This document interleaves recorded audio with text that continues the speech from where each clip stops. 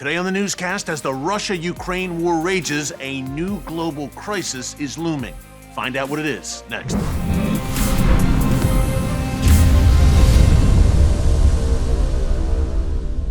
Hey folks, Erick Stakelbeck here. Welcome to the Watchman Newscast and welcome to Dallas.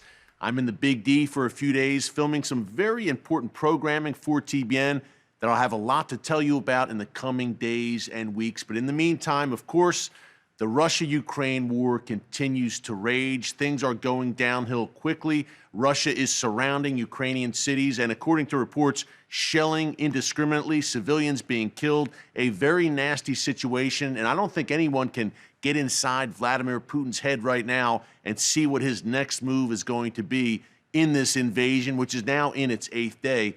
But in the meantime, as our attention is rightly focused on Russia and Ukraine, there are other global events and crises unfolding right now, and I'm talking in particular about the Iran nuclear deal. That's right, we've been covering it a lot here on the newscast over the past few months, and now it is coming to its climax, I guess you would say. This new round of Iran nuclear talks started in late November 2021, and now according to the White House, according to European officials, and yes, according to Iranian officials, we are at endgame.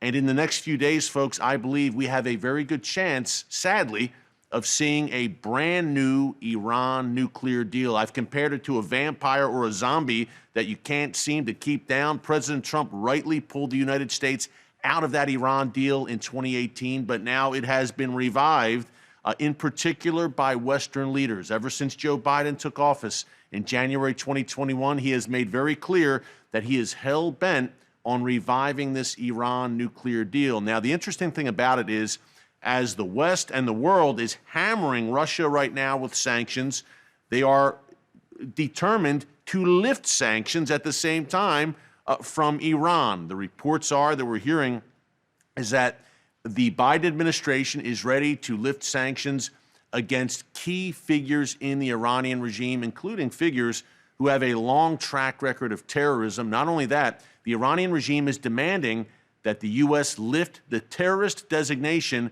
against the Revolutionary Guards Corps, that elite unit in Iran that answers only to Iran's supreme leader. But folks, that's only the tip of the iceberg. Not only will sanctions be lifted against Iran across the board, but there is still no mention in these negotiations of Iran's ballistic missile program. We've talked many times here in the newscast about those precision-guided missiles, PGMs for short, that may spark the next Middle East war. Iran's determination to transit those PGMs through Syria into the hands of Hezbollah in southern Lebanon at Israel's doorstep. But those missiles, they are not on the table, apparently, in these negotiations in Vienna between Iran and Western diplomats, and China and Russia, by the way, which are carrying Iran's water in these negotiations. Even worse, perhaps, there is no mention of Iran's sponsorship for terror in the Middle East, including Hamas, Hezbollah, the Houthis in Yemen, those Shia militias in Iraq. So basically what we have is a unilateral move by the West, unilaterally coming to Iran and saying, this is what we'll give you if you just leave us alone. Please stop developing nuclear weapons, at least for a few years, and let's just kick this can down the road and kick this issue down the road. If you do that, we'll all be very happy. It's a case of extortion, of bribery. The Iranian regime somehow, a tin pot dictatorship, the Iranian regime, not the Iranian people who have a proud and long history, but the regime which has suppressed the people for over 40 years. Somehow this regime, which had its backs against the wall just about a year ago, sanctions were biting, now is flexing its muscles and seems to have all the leverage in Vienna.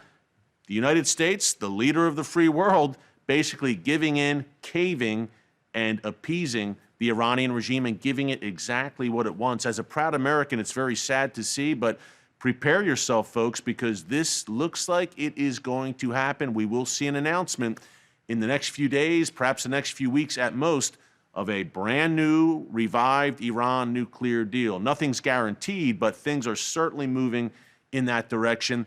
And what does that mean for the world at large, for the Middle East, for Israel, for America, and for you? At the top, I said there is a new global crisis brewing We don't know where Russia and Ukraine is going to go. Again, we don't know where Vladimir Putin's going to go. Latvia, Lithuania, Estonia, the Baltic states, are they in his sights? Poland, Moldova. We've talked here on the newscast about an eventual drive to the south by Putin and the war of Gog and Magog laid out in the book of Ezekiel, chapters 38 and 39. Does Vladimir Putin lead that latter days confederation that the Bible talks about that comes against Israel and doesn't fare too well, by the way? It perishes on the mountains of Israel. But let's bring it to right now. That's looking a bit into the future.